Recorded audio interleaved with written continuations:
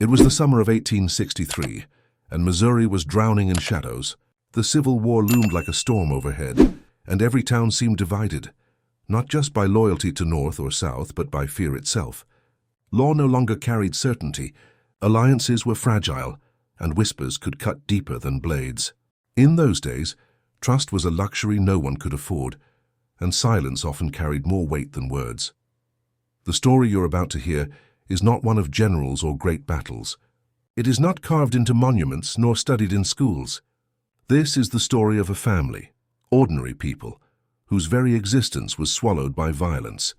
The Williams family lived quietly on a small patch of land in western Missouri, near the border counties, where neighbor turned on neighbor and blood pooled in the soil like rain. At first glance, they were unremarkable. James Williams, the patriarch, was a farmer in his mid-40s, lean and hardened by years of laboring in the sun. His wife, Margaret, carried a gentleness that seemed out of place in such turbulent times. Together they had 4 children. Thomas, the eldest at 14, responsible beyond his years. Sarah, barely 12, quick to smile despite the grim reality around her. Little Annie, just 8, with eyes that seemed always searching for comfort. And finally, infant Samuel, who had only recently learned to walk. It was a family etched in resilience, trying to carve out stability in a state ripped apart by war. But history would not remember them as survivors. Instead, their fate would become one of the darkest, most unspeakable crimes of the Civil War era, buried by shame, avoided by chroniclers, and deliberately erased from official accounts. What happened to the Williams family in the late summer of 1863 was not simply a tragedy. It was a massacre. Their story became a whispered warning in nearby towns, a tale people spoke about reluctantly, as if uttering the words themselves might reopen old wounds or draw the same terror to their doorstep. Why was this story banned from history books? Why did it vanish from the pages meant to preserve the truth of those years? To answer that, we must go back, not to the thunder of cannon fire on grand battlefields, but to the quieter, bloodier war that brewed in Missouri's backwoods. A war fought not between armies, but between men whose only rule was survival. And in that war, the Williams family were caught in the crossfire. Not soldiers, not combatants, but victims. Their crime was simply existing in the wrong place, at the wrong time. In 1863, Missouri was infamous for being a border state, torn to pieces by divided loyalties. Guerrilla fighters, some calling themselves Confederate allies, others Union loyalists, roamed the countryside. Many were no longer driven by ideology, but by vengeance, survival, and greed. Homes were raided, livestock stolen, families terrorized.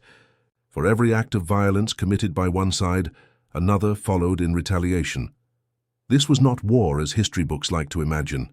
Neat lines of troops, flags waving, drums beating. This was a war of shadows. And within that landscape of fear, the Williams farm became a target. What follows is not for the faint of heart. The story of the Williams family massacre is one of the darkest corners of Missouri's Civil War era. So cruel, so senseless, that officials and historians alike chose to bury it. But the truth, however brutal, deserves to be spoken. On a quiet August evening, as the sun dipped below the horizon and the chirping of cicadas filled the air, the Williams family believed they were safe inside the walls of their modest home. They had no way of knowing that footsteps were already approaching. Men armed with rifles, pistols, and torches, men who carried not justice, not honor, but rage.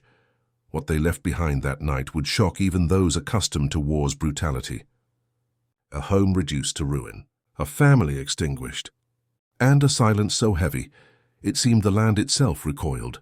This is the beginning of their story, the story Missouri tried to forget.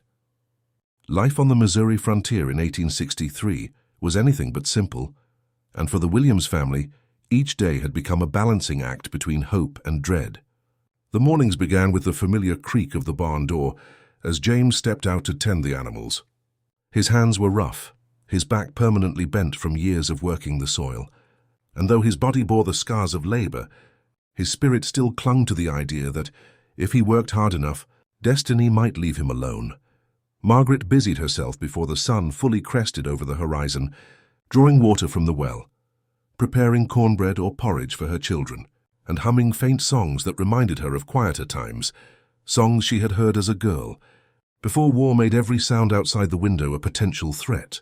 Her voice was soft, but in a house surrounded by unease, even that small melody carried extraordinary power. The children, in their innocence, lived halfway between the awareness of conflict and the yearning for a normal childhood. Thomas was no longer just a boy. At 14, he was already straddling the line between child and man, responsible for carrying water, gathering wood, and helping his father in the fields. He watched James closely and copied his movements, wanting to be ready for the day when he would have to carry the weight of the family himself. Sarah, 12 years old, often carried the quieter burdens. She helped her mother clean, mend clothing, and watch Annie and little Samuel. Her eyes reflected a mixture of maturity and sadness, as though she already understood that Missouri was no place for innocence anymore. Annie, just 8, still tried to turn the world into a game. She gathered wildflowers when she could, braided them into Sarah's hair, or skipped stones by the nearby creek. Her laughter was not loud, but it was persistent, a small reminder of joy in a place where joy was increasingly scarce. Samuel toddled in the shadows of his siblings, blissfully unaware of the darkness encroaching around him. At not quite 2 years old, he still giggled at insects, toddled after chickens, and clung to his mother's skirts for safety. Despite the constant threat of guerrilla violence, the Williams family had tried to stay neutral. They were not outspoken Unionists, nor were they overtly Confederate. Like so many families in border areas, their allegiance was to survival. Yet neutrality was an illusion in Missouri in 1863. Rumors traveled like wildfire, suspicions flared at the smallest spark, and neighbors could turn on each other in the dead of night. Remaining silent, some would say, was as dangerous as carrying a flag for one side or the other, and the Williamses had crossed paths with both sides. Bands of Confederate bushwhackers had ridden past their land, demanding food and provisions, taking from the family's storehouses without permission. On other occasions, Union militias had marched through, interrogating James about whether he had harbored rebels or supplied them with aid.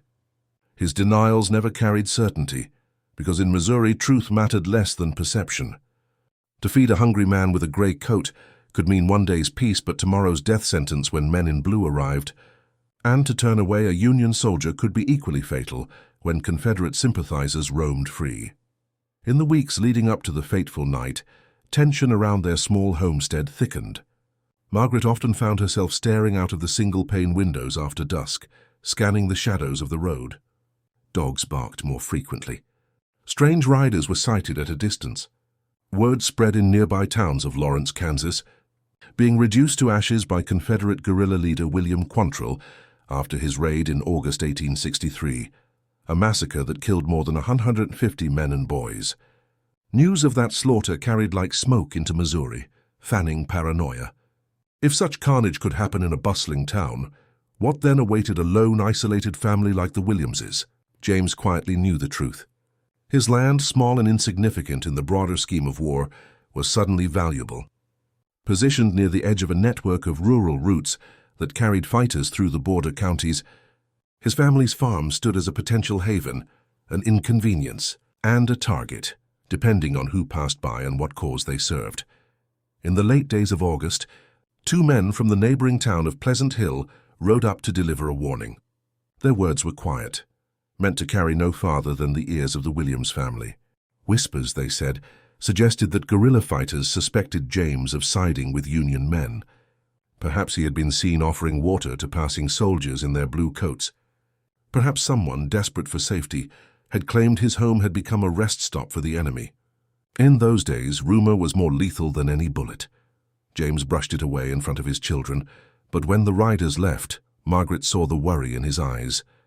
He checked the locks on their doors twice that evening, something he had never done before. He slept lightly, waking at the sound of coyotes in the distance, his rifle kept within arm's reach near the hearth. Despite the growing fear, life went on because it had to. Crops demanded tending, children needed feeding, and the world did not stop simply to acknowledge dread. On a particularly hot August afternoon, with the cicadas screaming in relentless chorus, Margaret sat on the porch with Annie and Sarah. She brushed Annie's hair while Sarah embroidered a piece of cloth for her mother. The air smelled of dust and sweat, and though danger loomed, They relished the fragile peace of that short hour when the world seemed momentarily without threat.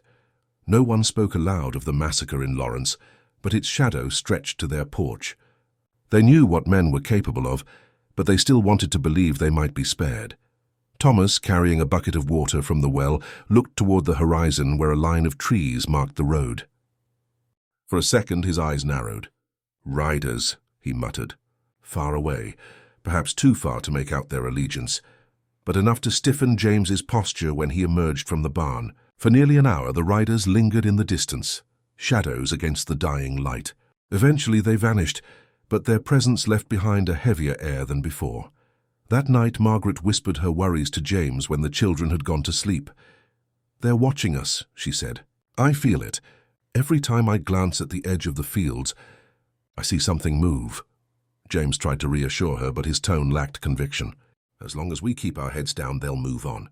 We are no one to them, just a family trying to live." But Margaret shook her head. In Missouri of 1863, being no one often meant being vulnerable. The final days before the attack were eerily quiet. No riders approached the home, but the stillness itself carried threat, the kind of silence that makes you hold your breath without realizing it. Birds seemed to sing less. The wind carried a strange note, sharp, biting. On the last evening, unknowing it would be their final, the Williams family gathered for supper. Margaret cooked what little they had stored, setting cornbread on the rough-hewn table alongside beans and a small piece of salted pork. Her children ate heartily. Samuel giggled when Sarah tried to feed him, smearing food on his face. Annie laughed at his mess, her eyes bright in the candlelight. For one fleeting hour the war felt distant, as though they were simply a family sharing an ordinary meal. When the children drifted to their straw beds, James lingered near the doorway, staring out at the darkened road. The cicadas had gone quiet. Even the frogs by the creek seemed to withhold their voices. The silence sat on the land like a weight. Unbeknownst to him, in those very hours, men were gathering less than a mile away. They checked their rifles, loaded their pistols, and whispered about accusations of betrayal. They carried the belief that feeding Union soldiers was a sin, punishable not by law but by fire and blood. Whether true or not, whether James Williams had ever actually harbored troops on his land mattered little. The judgment had already been passed, and so the stage was set, an innocent family, a quiet home, and a group of armed men convinced that vengeance was justice. The last days of the Williams family slipped into history without recognition. Their routines rendered all the more haunting because of what followed. Every laugh, every smile, every ordinary act of kindness would soon be smothered under the weight of brutality. By the time the sun rose again, none of their lives would ever be the same. The night of August 24, 1863, began like any other for the Williams family. The sun had slipped beneath the horizon, bleeding red into purple as dusk settled over the fields. Inside their modest farmhouse, Margaret blew out the last of the lamps, leaving only a single candle flickering on the kitchen table. James double-checked the latch on the barn, his silhouette framed against the pale glow of the moon. It was an ordinary act, but his movements were deliberate, heavy, as though guided by an unease he couldn't shake. In the children's room, Thomas stretched out on his straw mattress, his arms folded behind his head in tired defiance of sleep. Sarah lay next to Annie, whispering a half-remembered story to calm her sister's restless imagination. Across the hall, baby Samuel's shallow breathing rose and fell, his tiny chest lifting against the woolen blanket Margaret had sewn the winter before. The house was quiet, wrapped in the fragile cocoon of domestic peace. But outside, in the blackness that shrouded the road and the fields, there was movement. They came without torches at first, shadows drifting soundlessly among the trees, men hardened by months of violence, their boots crunching softly over dry earth. They were no ragged band of travelers. Their purpose was calculated, their intent far darker. 15 men, perhaps more, rode silently toward the Williams homestead, their rifles strapped across their backs, pistols resting in their belts, knives flashing briefly under the moonlight. Some wore bits of Confederate gray, others patched civilian coats. Together they looked less like soldiers and more like predators. The leader of the group, his name lost to history, was rumored to be a guerrilla chieftain who had ridden with Missouri's most infamous raiders. Hardened by the raid on Lawrence just days before, his men were restless, itching for blood, convinced that neighbors like the Williamses were aiding the union. Whether this accusation was true or merely convenient mattered little. In the lawless chaos of Missouri, rumor alone was enough to condemn a family to death. The men dismounted before reaching the house, tethering their horses at the edge of the field. Their approach was deliberate, cautious, like wolves circling prey. The quiet of the night deepened, the cicadas suddenly muted, the air itself seemingly aware of what was coming. Inside, James stirred at the faint sound of rustling. He rose from his bed, reaching for the rifle he had kept propped against the door. Margaret woke almost simultaneously, her hand instinctively going to Samuel's crib. "James?" she whispered. He raised a hand for silence. The faint scrape of boots outside confirmed his worst fear. This was no traveler lost in the night. A dozen men, perhaps more. He could sense it before he even saw them. James stepped lightly across the wooden floorboards, peering through the narrow crack of the front window. There in the moonlight he saw the shadows moving closer. Shapes deliberate, not drifting in aimless wander, men, armed. "Get the children," he said, his voice low but urgent. Margaret's face went pale in the candlelight, yet she obeyed, moving quickly toward the small room where Sarah, Annie, and Thomas slept. Before she could rouse them fully, the knock came. It was not a timid request for shelter, nor the hollow courtesy of neighbors arriving late. It was heavy, deliberate, rattling the wooden frame of the door. A pause followed, then another pounding, harder this time, each strike echoing through the small farmhouse like thunder. "James Williams." A voice roared into the night. The accent was thick, the words drawn long with fury. "Open this door, or we'll open it for you."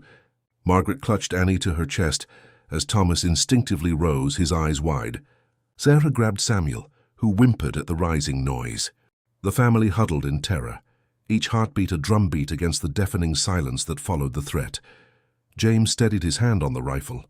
He had no illusions that he could fight off a band of armed men, but instinct told him he had to stand between them and his family.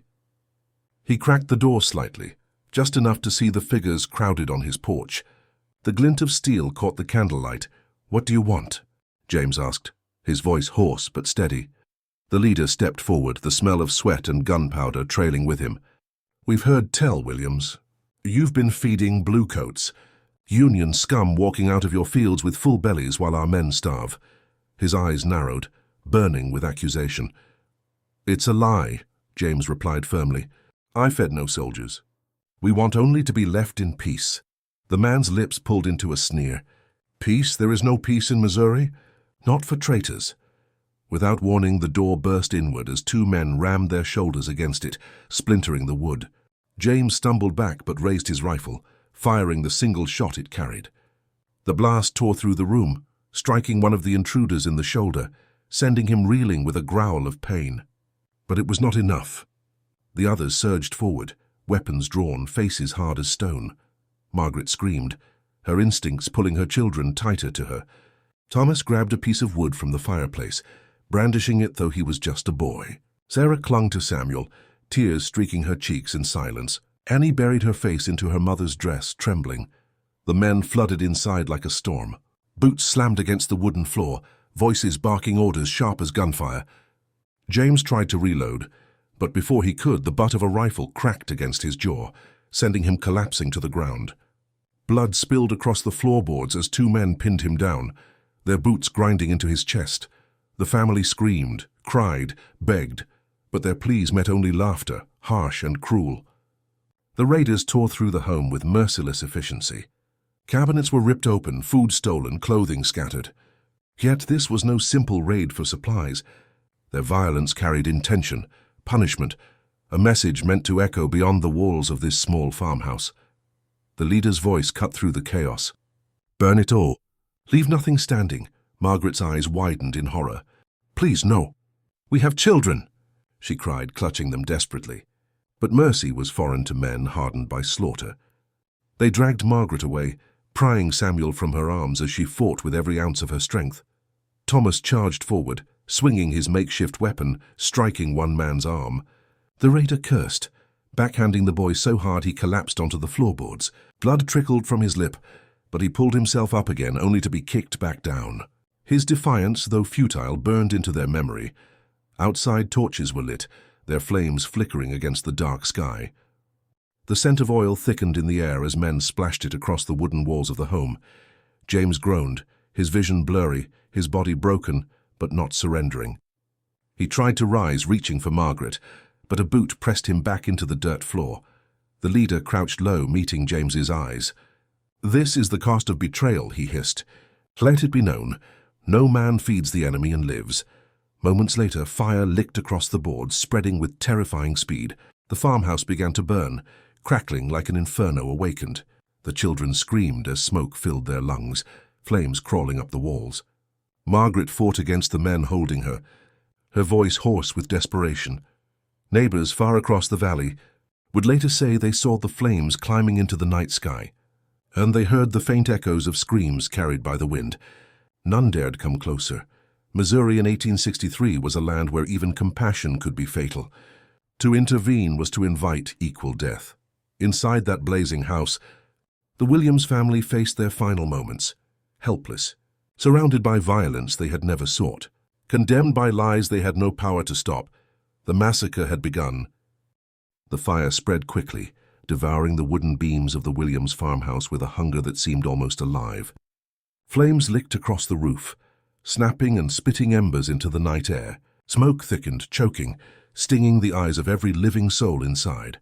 The children coughed violently, their small bodies racked by the bitter poison that filled their lungs. Margaret screamed for them, trying frantically to shield their faces in the folds of her own clothing, though her own throat burned with each breath. The raiders had done more than storm a home. They had condemned an entire family into a pit of horror, yet they lingered, watching their work, feeding on the suffering like spectators at a cruel theater. Some laughed, a few spat into the dirt, and others glanced away uneasily, the dim remnants of humanity flickering only faintly in their hardened expressions. James, bloodied and dazed, tried once more to rise. The fire's glow illuminated his gaunt face, sweat glistening against his skin. His lips moved around words that refused to form. "My family, my children." He lunged toward Margaret, who clutched their youngest, Samuel, tightly to her chest. But again he was struck down, this time with the crack of a rifle butt to the temple. The sound was muffled beneath the roars of the blaze, but for Margaret it rang louder than gunfire. James fell motionless, his body trembling, a groan escaping his lips. "No!" Margaret cried, sobbing, her voice hoarse. "Please, dear God, please cut no ice." The leader of the raiders only stepped closer, his face painted by the orange glow of flames, his eyes pits of cold conviction. "This is justice," he said flatly, gesturing toward the fire consuming their lives. "An example to all who dare betray us." The fire now found the walls where the children slept. Thomas, choking and blinded, pulled himself across the floor, desperate to reach his little sisters. He had been struck down twice, but his body surged with the stubborn courage of youth. Crawling, his hands blistered against the heated planks, he reached Sarah. She clung to Annie, the 8-year-old, sobbing into her sister's arms. Smoke made it almost impossible for them to see, but together they moved toward the faint outline of their brother's hand. "Come with me," Thomas rasped, his voice raw. He tugged his sisters toward the door, staggering beneath the weight of his own battered body. But the raiders saw it. One of them moved forward, grabbing Thomas by the arm and yanking him back into the searing light. The boy swung again, weakly, desperately, a strike more symbolic than threatening. The man snarled and tossed him across the floor like a rag, the boy crashing against the wall. Sarah screamed, clutching Annie tighter. Tiny Samuel, still in Margaret's arms, shrieked in coughing gasps, his infant chest rising and falling frantically. Margaret shielded him with her body as sparks fell around them, her skirt already singed. "Stop this," she cried to the men standing idly by, her face streaked with soot and tears. "They're just children." For a flicker of a second, one of the quieter raiders turned his eyes away, his lips tightening into a grim line. But he did not move. Leadership and loyalty bound them all to silence, and the silence was worse than cruelty. The leader growled orders. "End it, now." The air seemed to still, as though the earth itself recoiled at his words. Then it came, gunfire. The sharp crack ripped through the night, louder than the fire, louder even than the shrieks of the innocent. The sound repeated over and over, filling the once quiet farmland with chaos and finality. When the smoke cleared inside the small dying house, the Williams children no longer cried. Their voices were silenced, abruptly, horrifically, swallowed by the violence of war they had never asked for. Margaret's scream tore from her lungs, raw, endless, the kind of sound that never fades from memory. She lunged toward her children, but arms grabbed her, pulling her back like prey being dragged down by beasts. She fought, wild with despair, her nails clawing, her teeth snapping, a mother's desperate strength burning through her body. But no matter how she struggled, the outcome had already been chosen. The leader turned to James, who still lay in a haze on the floor, blood dripping from his head, his eyes unfocused but alive enough to hear. Forcing James upright, the raiders held him so he could see. "Remember," the leader hissed, "this is because of you. Your weakness, your lies." He shoved James forward so that his face was inches from what had become of his family. "You will die with this sight carved into your soul." Another shot rang out. James collapsed, crumpling forward into the dirt. A sickening silence followed, broken only by the roar of the flames consuming the roof. Margaret was the last.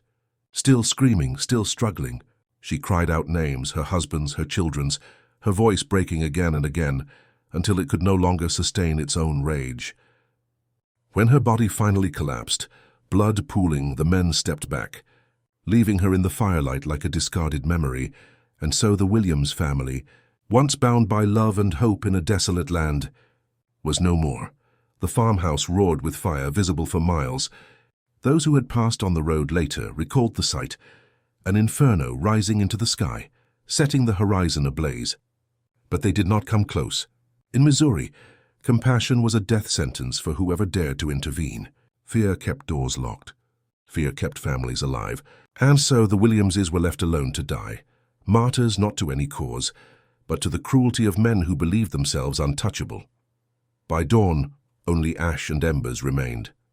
The raiders vanished before the first rays of sunlight touched the valley, their horses carrying them westward, silent and unrepentant.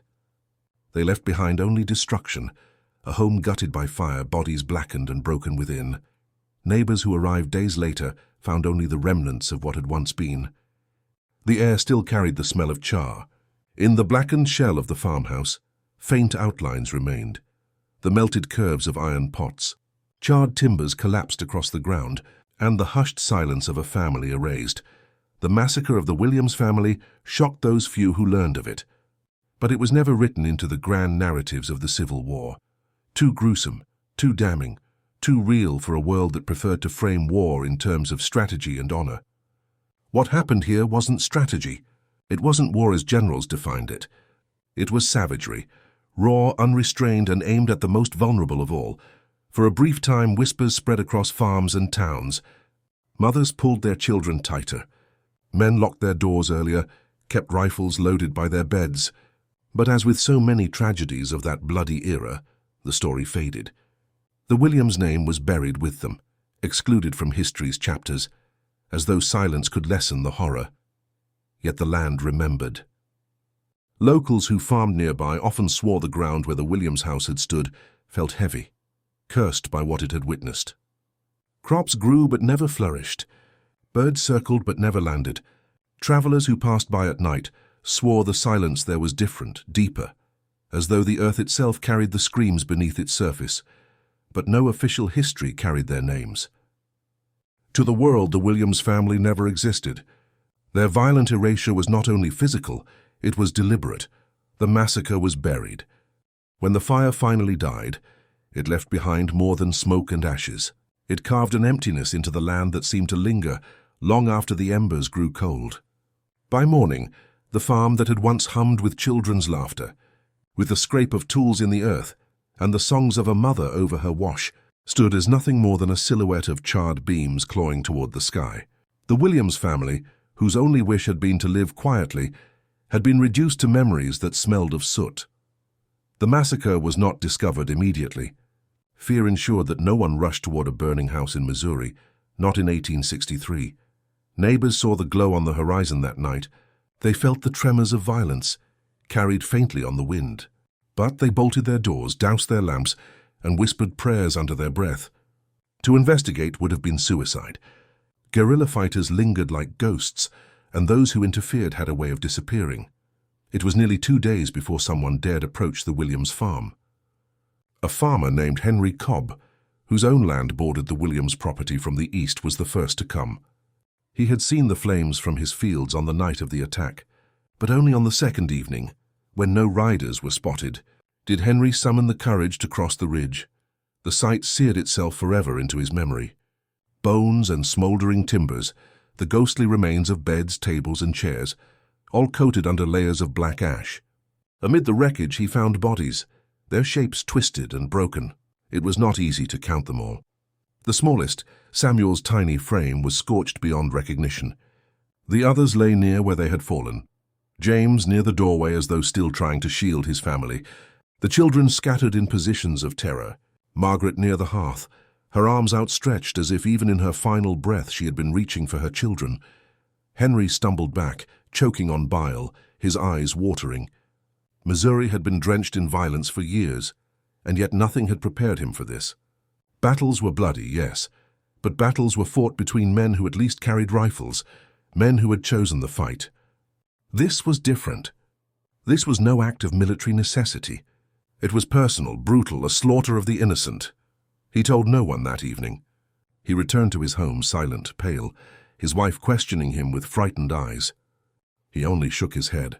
But word travels quickly, even when men try to bury it. By the next morning, 3 more families gathered the courage to visit the charred farm, led by both fear and an unspoken duty to the dead. They too beheld what had happened, and their faces turned hollow in the fire's aftermath. Quietly, without ceremony, they gathered what remains they could.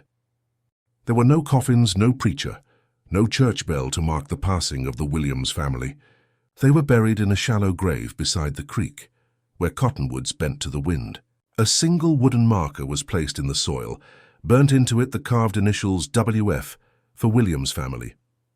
Beneath the initials, someone etched one word, remember. But Missouri in 1863 was not a place for remembering. It was a place for survival. To speak the Williams fate aloud was to invite the same upon yourself. Instead, silence became the way of things. Visitors to the grave lowered their voices, or did not mention it at all. Mothers told their children not to wander near that farm. Men on horseback avoided the old road when the moon was full, claiming the land reeked too much of death. For the wider world, the massacre barely registered. Missouri was a land drenched with atrocities, and officials, Union and Confederate alike, were overwhelmed with reports of raids, executions, and farm burnings. The death of one family, whose names carried no political weight, meant nothing to generals intent on counting victories in battles, not bodies in ditches. If it was mentioned in a record at all, it was stripped of faces and context. Raid in western Missouri.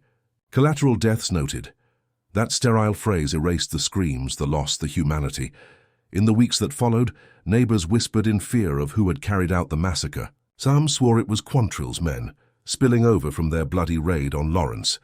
Others claimed it was a rogue band of Union militia, exacting punishment for an imagined betrayal. The truth was never confirmed, and perhaps, for the survivors in the surrounding area, it was safer not to know. Knowledge bound a person to danger. To admit knowing who committed such acts was to risk being branded a sympathizer and inviting your own ruin. This silence was reinforced deliberately. Union officers, pressed with the chaos of guerrilla warfare, did not wish to investigate stories that blurred the line between soldier and criminal. Confederate partisans, equally eager to justify their raids, buried any mention that might harm their image among sympathetic Southern families. And so, slowly, systematically, the Williams family was erased, not only from life but from history itself. The days turned into weeks, and the Williams farm fell further into decay. The ground where the home had stood became overgrown with weeds. Ash rained into the soil, staining it gray. Farmers who passed by in their wagons described a chill when the wind moved through the burned timbers. One said it was as though the ground itself was exhaling smoke months after the blaze. Among neighbors, this became legend whispered in kitchens. Some insisted that helping Union soldiers had doomed the Williamses. Others believed it was nothing more than envy, that the raiders had wanted their small store of grain and used an accusation as excuse. Whatever the cause, the outcome remained unchangeable, an entire family gone for no reason that justified their murder. Margaret's name was spoken softly by other women when they gathered. Her kindness was remembered, the way she had shared bread with those in need, the way Samuel had giggled when chasing hens across the field. But memories are fragile. With each year, the whispers thinned until silence took them completely. Young children grew without even hearing of the Williams place, except as a hushed warning, stay away from the Ash Creek. Some things are better left forgotten. This forgetting was not accidental, it was survival. Entire communities learned to bury memory in order to live another day. To retell the Williams story too often was to invite violence because it reminded people of an inconvenient truth. Brutality was not at the margins of the war, but at its heart. And if a family as innocent as the Williamses could be slaughtered, then no one was safe. Better then to bury their names, to banish their deaths into silence. And so the Williams family disappeared, not only from their land, but from the very pages of history. For the men who murdered them, that erasure was the final victory. Violence silenced their voices, and time erased their memory. But the land refused to forget, even today. Historians who study guerrilla warfare in Missouri often find gaps, an absence of names here.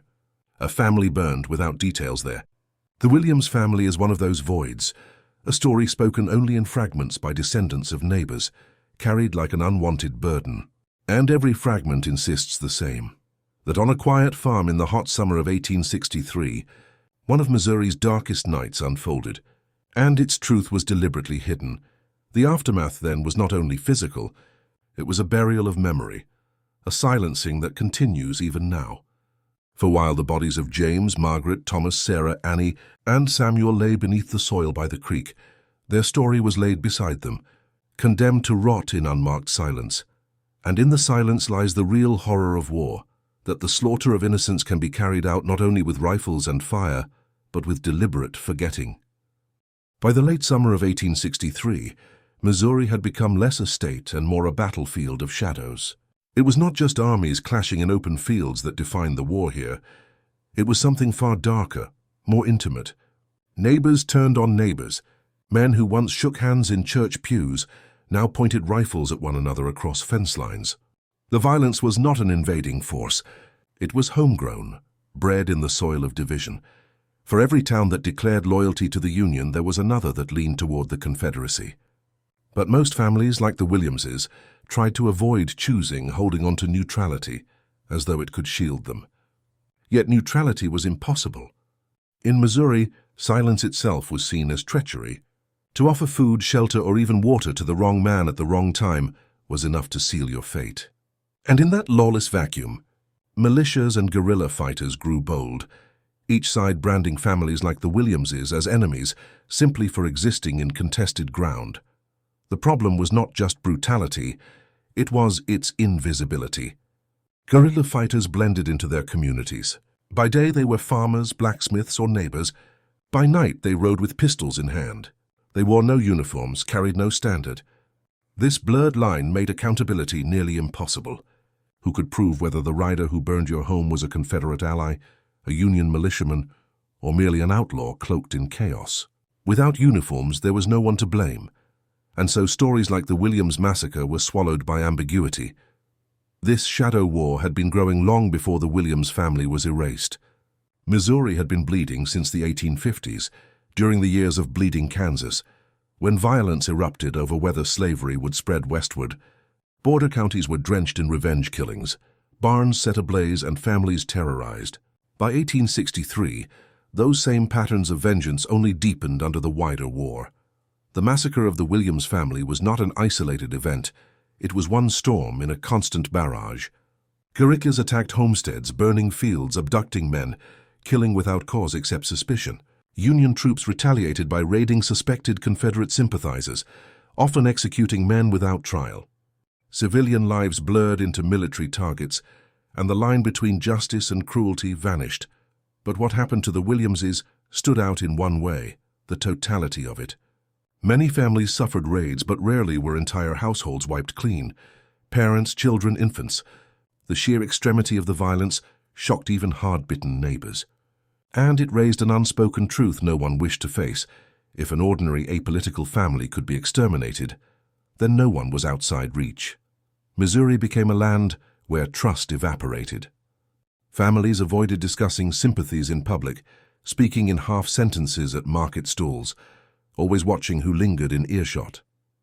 Farmers plowed their fields with rifles slung across their backs. Mothers taught their children to stay quiet when strangers passed, instructing them to never admit whom their family supported. Every sound in the night carried dread. Was it coyotes howling or boots crunching through dry grass? The physical landscape bore the scars. Towns were gutted and left smoldering. Homes stood as blackened skeletons against the sky. Roads once trodden by traders and travelers now carried only armed men.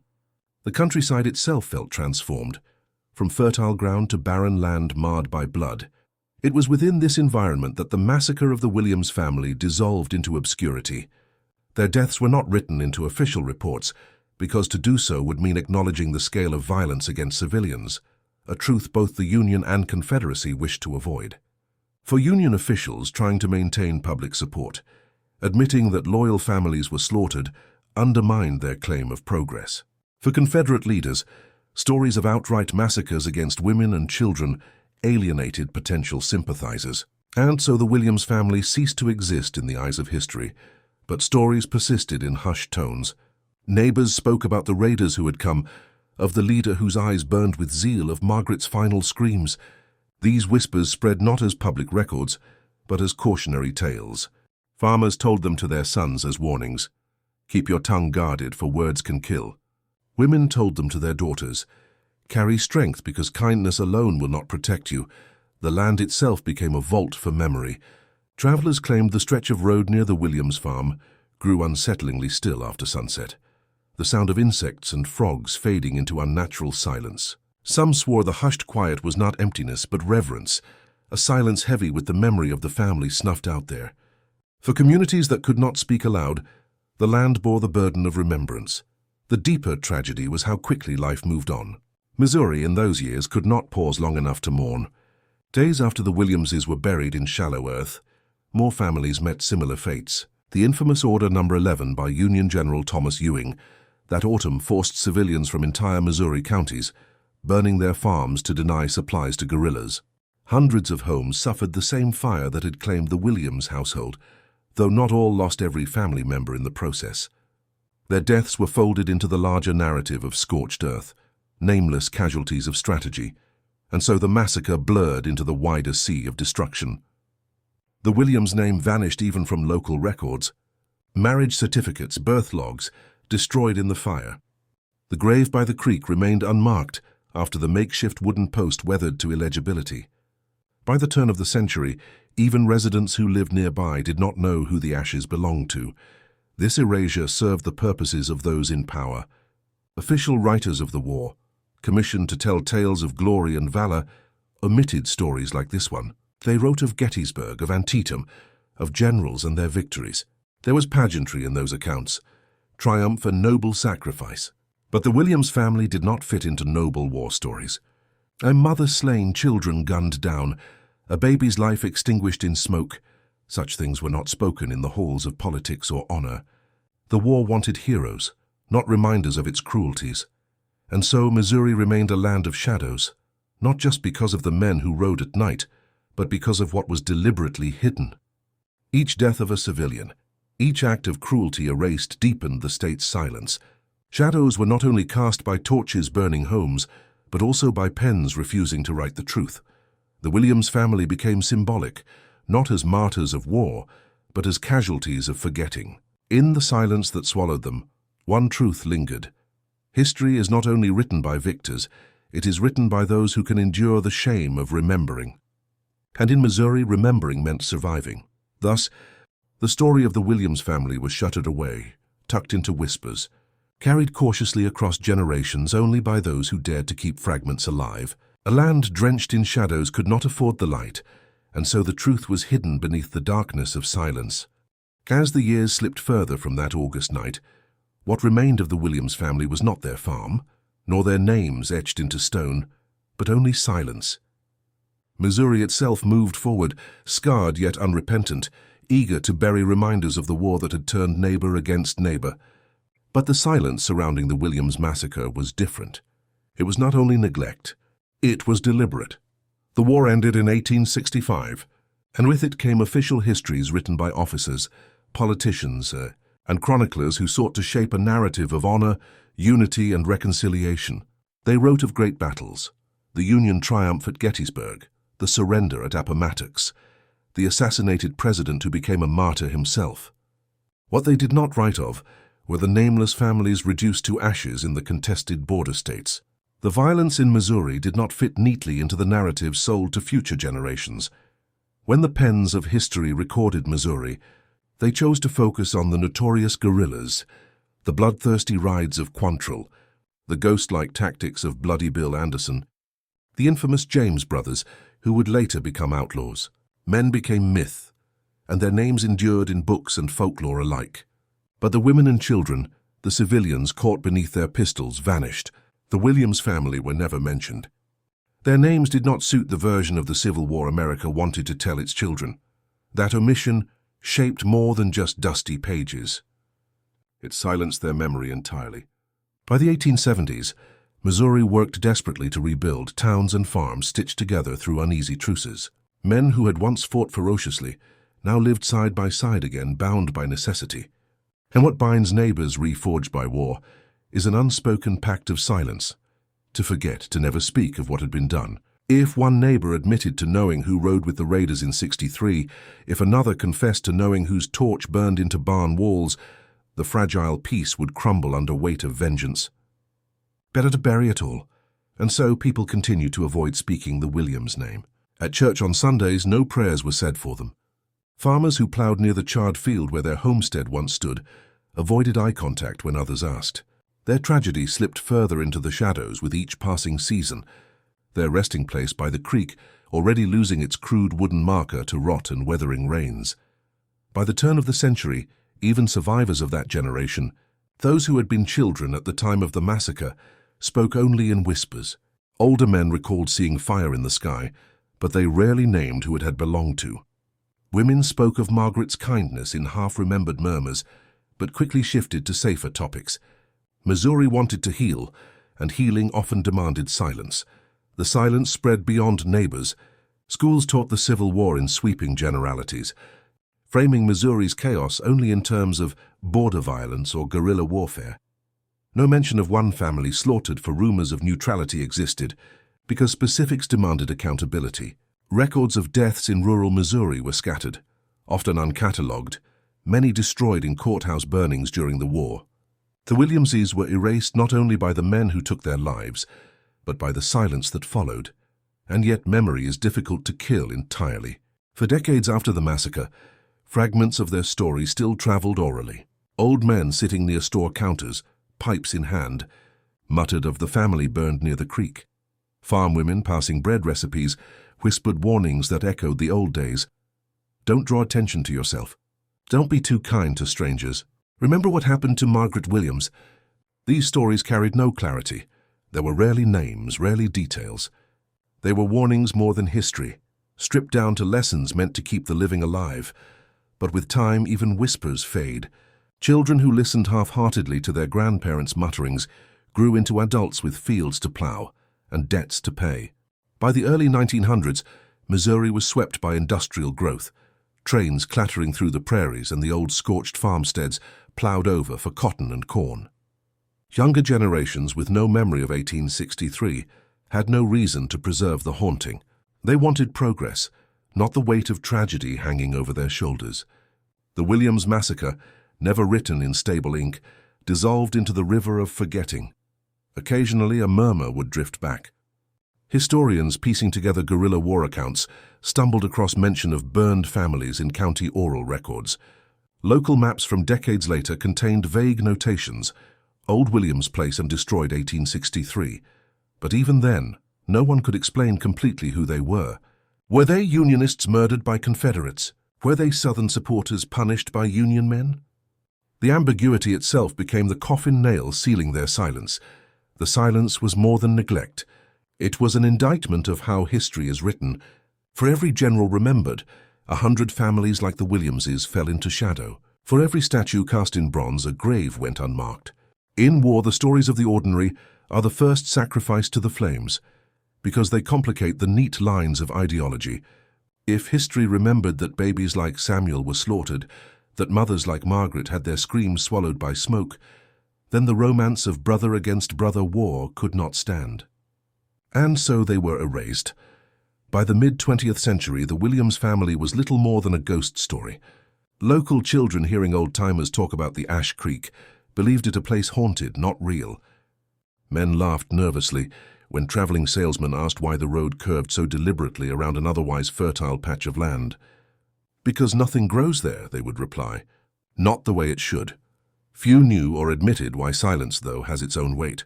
It distorts.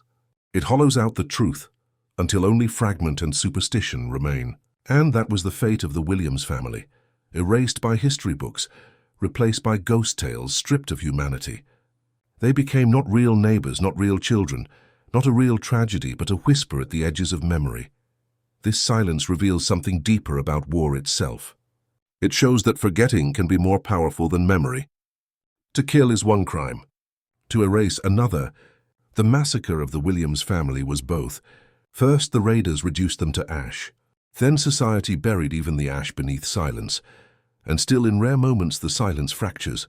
A faded diary entry, scribbled by a neighboring girl who recalled the family killed in fire. A half-broken grave marker unearthed by floods after heavy rains. Testimonies decades apart that speak of smoke seen in the sky. The unmistakable cry of a woman on the wind. These remnants, scattered and faint, remind us that silence never fully succeeds. The truth presses through cracks, stubborn, unwilling to vanish completely. Today, the name Williams does not appear in textbooks about Missouri's Civil War. It does not lie inscribed on memorial walls. It lives only in fragments, in faint whispers passed carefully across generations too weary to hold its weight. But for those who dare trace it, their story stands as a reminder. History is not only what is remembered, it is what is chosen to be forgotten. The silence of history is itself a crime. And the Williams family remains one of its victims. Long after the flames of 1863 were gone, the ground where the Williams family once lived carried a weight that no plough could pierce and no rain could wash away. Charred beams were eventually cleared, blackened rubble buried beneath shallow layers of soil, and grass returned to cover what had been a home. Yet the land itself seemed unwilling to forget. It carried the heaviness of memory differently than men did. For the neighbors and descendants who remained in western Missouri, the farm grew into something more than a ruin. It became a ghost etched into the landscape, a place avoided, shunned, and quietly feared. In the years that followed the massacre, the property was never rebuilt. Other burned farms of the Civil War years were eventually reclaimed. Scorched barns were replaced, fields replanted.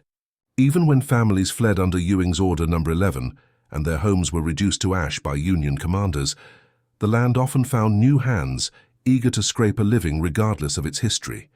But not the Williams place. There the ground seemed different. Farmers who tried to reclaim it spoke later of unease, of silent nights when no coyotes howled and no birds sang. Fields planted with corn grew thin and yellow, no matter the fertilizer spread.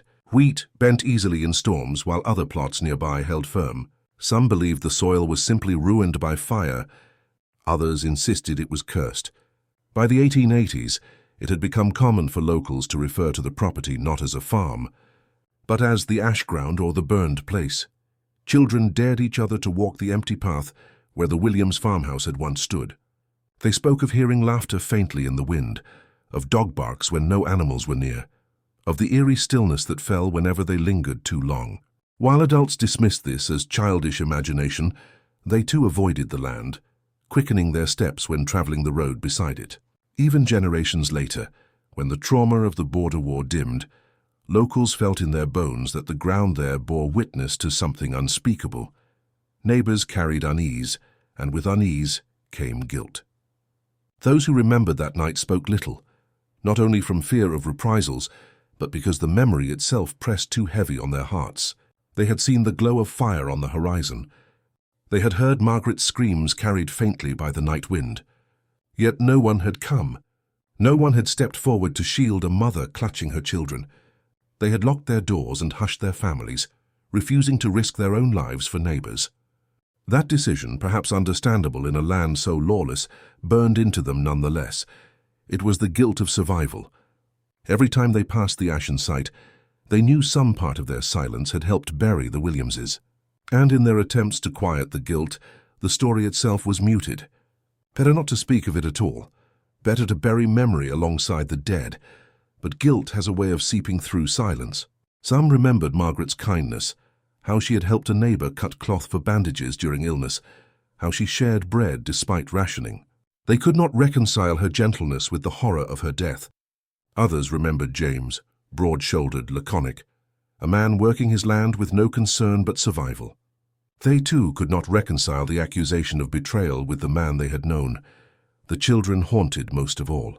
Annie with her laughter, Sarah with her braids, Thomas already showing the marks of manhood, and the baby Samuel, his memory cut short before it even had time to form fully in anyone's mind. These images clung to the land more powerfully than any document could have. By the early 1900s, as western Missouri grew quieter, the Williams place had acquired the weight of legend. Preachers sometimes referenced it in church sermons, reminding their flocks of the fragility of safety. Evil grows when good men stay silent, they would warn, never naming the family outright, but ensuring the congregation understood the reference. Mothers continued to warn children not to step into the burned fields, not because they feared ghosts, but because they feared stirring memory too dangerous to unearth. By then, the wooden grave marker had all but vanished, weathered by storms and swept down by time. Only old maps from travelers passing through sometimes carried notations, like Burned Family Farm, 1863. Without stone or plaque, their bodies lay in anonymity. The creek swelled and receded with each season, washing away what little trace of them remained. A farm once alive with activity had been reduced to an empty scar on the earth. The physical silence of the land mirrored the silence of history. While Missouri's guerrilla warfare became a subject of fascination for scholars, the daring raids, the drama of bushwhackers and militias, the everyday tragedies were dismissed. Pages were written about men like Quantrill and Bloody Bill Anderson. None were written about Annie, Sarah, Thomas, Margaret, James, or Samuel Williams. Their ashes were left buried, both in soil and in memory. To locals, this forgetting became parasitic. The silence carried unease across generations. When young men prepared to leave for the Spanish-American War in 1898, older relatives muttered warnings, "Don't think war is glory. Remember the burned place." Yet even those warnings carried vagueness, as though speaking the Williams name directly risked rekindling something best left buried. Their story lingered more as guilt than as history. It is said that a neighbor's grandson, born decades later, recalled his grandfather sitting silently on the porch whenever conversation shifted toward the fire. He said the old man's eyes would cloud, his jaw clench. When pressed, he would mutter only one sentence, "We should have done something."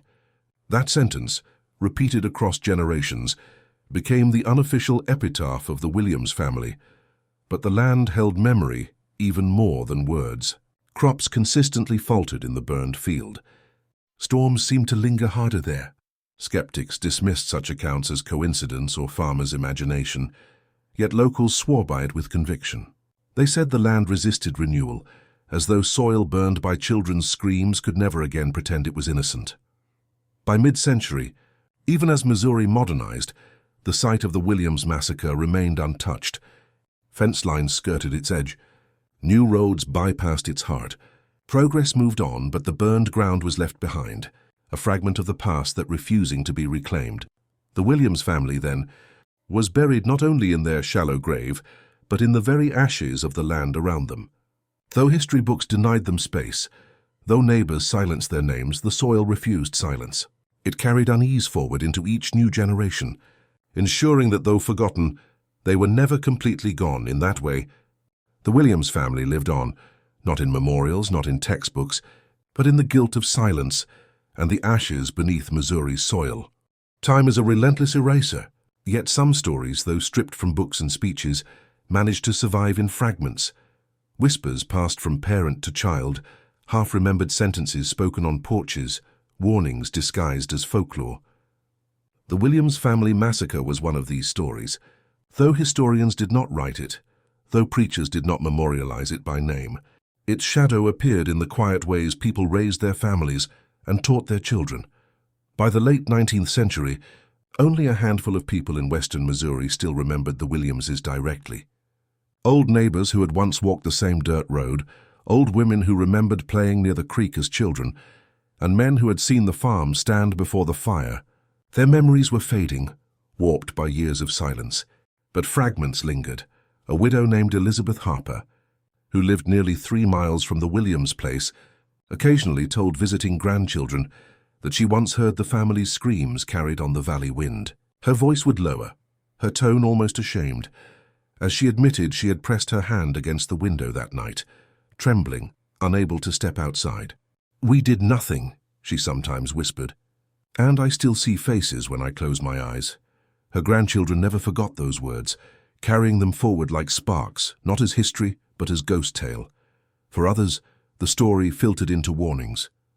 In farmhouses across western Missouri, mothers whispered to their children, "Never invite strangers too close. Never feed men who ride with pistols. Even kindness burns." These warnings had no names attached, no explanation of where they were born. But everyone knew they had come from the same place, from the massacre of a family whose memory the adults were too fearful to speak aloud. By the early 20th century, the massacre had shifted from fact into folklore. Children whispered stories of the ashes by the creek. Some said the ground still carried black char that stained shoes if you lingered too close. Others claimed you could hear the faint crying of a baby if you cupped your ear to the wind, or a woman's wail on nights when the moon hid behind clouds. Few believed these stories literally, but every child in the towns nearby knew them, passed down not as history but as caution. Folklore has a way of burying its roots. In time, children no longer knew that the burned ground had truly belonged to a real family named Williams. To them it was simply the fireplace, a patch of cursed earth, a bedtime story their parents wielded to instill caution. The humanity of James, Margaret, Thomas, Sarah, Annie, and Samuel slipped away, replaced by anonymous shadows haunting a field. Memory turned into myth, and myth stripped away the tragedy of who these people had really been. Yet every so often, truth broke through. In the 1920s, a traveling journalist collecting oral traditions across Missouri noted in his journal the story of a family burned alive near a creek south of Pleasant Hill. He recorded no names, only that locals spoke as if the ground itself resisted farming. His papers were never published, and the notes lingered unknown for decades in archives. But they confirmed that the whispers stayed alive. Even as the world raced forward into modernity, during the Great Depression, when families once again gathered close for survival, the Williams massacre lived in hushed reminders. An old man, himself a child at the time of the attack, told his grandchildren by lamplight that he once heard the raid that left no one alive, but when the children pressed for more, his lips sealed. Fear carried across generations, fear not of the raiders themselves, long gone, but of the consequences of remembering.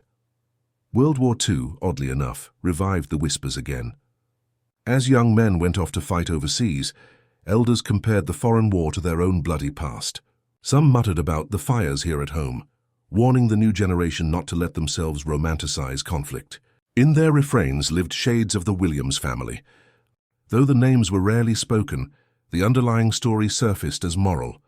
Wars are cruelest to the innocent. By the 1950s, however, rapid modernization detached new generations almost entirely from the burned land's reality. Roads bypassed it, tractors carved new fields, and suburban ideals replaced frontier hardship.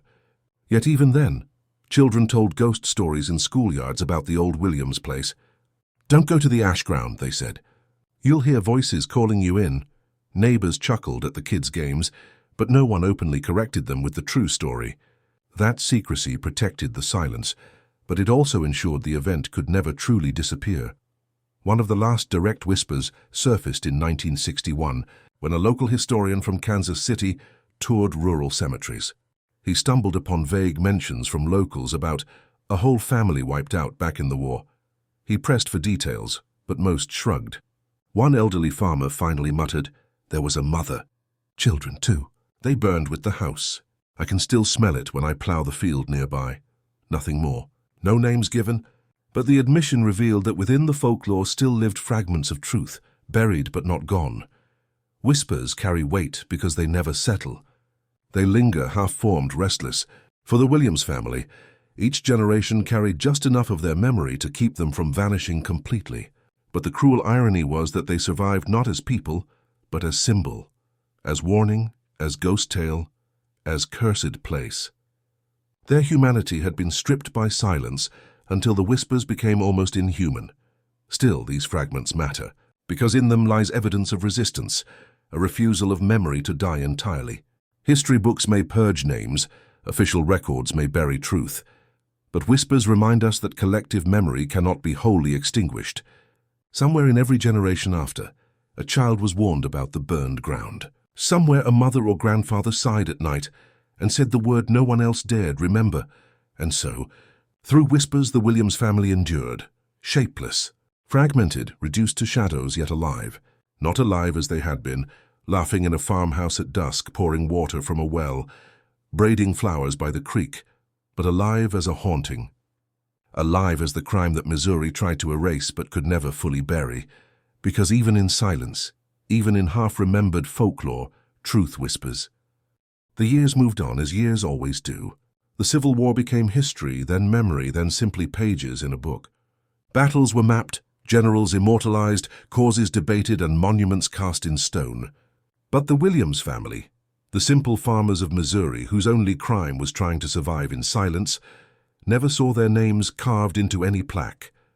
The place where they lived, laughed, and died never bore a monument beyond the weeds that overtook the soil. And yet something about their story refuses to fade entirely. Even erased from official records, even absent from schoolrooms, the truth of what happened on that night in August 1863 lingers in shadows, in whispers, in the soil itself. Their survival is not one of flesh, nor even of memory, but of meaning. What remains of the Williams family today is not a farmhouse, not a grave, not even their names etched into a register. What remains is the lesson of their silence, that wars are not made merely of generals and armed men, but of the countless faces who fall in the margins, erased so cleanly that history pretends they never existed. For every remembered battle, 100 Williams families vanished unrecorded. Their massacre is both unique and tragically unremarkable, because it mirrors what happened in one form or another across the entire borderland. Missouri itself never healed fully from its shadow war. Buildings were rebuilt, roads paved, cities grew, but the psychological scar of neighbors murdering neighbors never left. No other state saw civil war wage itself in such personal, intimate brutality. And the Williamses, caught in the crossfire of suspicion and vengeance, embodied the fragility of ordinary life in such chaos. Their story, banned from history books, warns us of what silence creates. It shows us that atrocities unspoken do not vanish. They simply burrow, resurfacing as unease, as folklore, as guilt passed down line after line. The neighbors who heard Margaret's screams but did nothing could not bring themselves to speak it. Their silence spared them, but it damned memory itself. And so the Williamses were punished twice, once by the raiders who killed them, and once by the silence that followed. But still, something remains, a piece of land where crops do not grow as they should. A creek whose current stirs soil mixed with ash, a fading story muttered by an ancestor, sitting on a porch in 1920, handed in pieces to a child too young to grasp its weight. These fragments are small, incomplete, yet woven together, they form what history sought to erase, proof. Proof that one family, James, Margaret, Thomas, Sarah, Annie, and little Samuel, did live, did love, and did suffer one of the most senseless exterminations of the Civil War. What remains is also warning. The Williams family's fate shows the danger of rumor, the fragility of neutrality in times of violence. Accusation alone was their death sentence. In Missouri, it did not matter whether James ever fed Union soldiers. It mattered only that someone believed he had. And so whispers of betrayal turned into bullets, suspicion into fire. The lesson endures. Truth is irrelevant when fear and hatred rule men's hearts, and there is one more truth about what remains. War remembers its heroes and villains, but rarely its victims. Names like Quantrill, Anderson, or Sheridan echo through time, written in countless volumes, but they are remembered not for suffering, but for the blood they spilled. The Williams family, by contrast, lives in fragments not because historians sought them, but because the land and whispers refuse to forget them completely. That stubborn persistence, that refusal of silence to wholly erase, remains their defiance. When we speak their story now, when we call their names aloud after more than a century of silence, we break the ban. We unearth what was buried deliberately and give back to them the dignity stolen not only by their killers, but by the forgetting that followed. In telling their story, we ensure their massacre is no longer banned from history books, no longer stripped into footnotes or exile, but confronted as a truth that mattered every bit as much as any general's victory. James, who worked tirelessly on his land; Margaret, who hummed songs as she cooked, her voice carrying comfort into smoke-filled nights; Thomas, the boy who tried to rise again and again against men grown cruel; Sarah, who clutched Annie and refused to let go; Annie, whose laughter once echoed across fields of Missouri; and Samuel, who had barely learned to walk before the world extinguished his first steps. They are the ones who remain, not in stone, but in story. And so when we ask what remains, the answer is not silence, it is duty. Duty to tell stories like theirs. Duty to drag from whispers the faces that deserve remembering. Duty to remind ourselves that violence thrives when tragedies are silenced, when families like the Williamses vanish into anonymity, because though their farmhouse crumbled and their names disappeared, what remains is the responsibility of memory. Their land may forever be the ash ground, but their story does not have to wither with it. Today, as we look back, it is we who hold the power to ensure they are not lost again, in speaking their names, in remembering their massacre, in telling the world of the night Missouri tried to bury. We breathe life again into those whom fire and silence tried to erase. The Williams family remains, here in words, in memory reclaimed. Every family hides secrets, some so dark they should never see the light of day. Here, we open the doors to those shadowed pasts, uncovering hidden crimes, silent pacts, and stories that echo like ghosts through the halls of memory. If you've made it this far, it means you also carry that forbidden curiosity. So don't hesitate. Subscribe to the channel now, turn on the bell, and follow our next revelations. Because every day, new secrets emerge, and only those who dare to face the truth remain to hear them.